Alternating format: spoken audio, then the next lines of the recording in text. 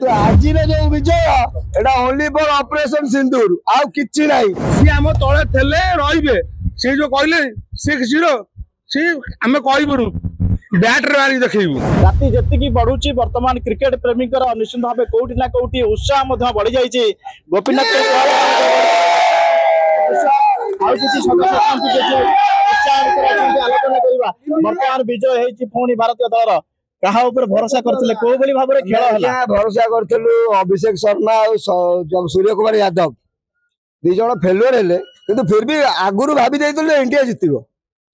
time बेले तिलक वर्मा बहुत किसी साथ श्रीलंका विपक्ष 200 रन होता रन कमी लगी नहीं रन कमी नहीं इंडिया ताको छाड़ी देला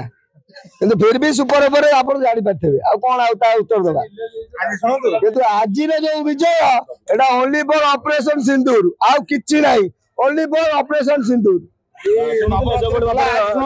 प्रतिक्रिया थिला आलोचना करबा आउरी अछंती कि भाई वर्तमान विजय निश्चित भाव हेछि मां को पई विजय पाकिस्तान इंडिया किछि नहीं पाकिस्तान हम तले अच्छी सी रहिबो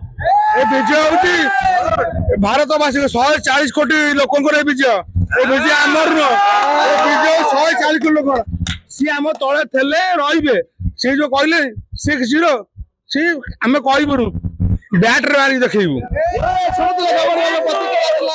पाकिस्तान विपक्ष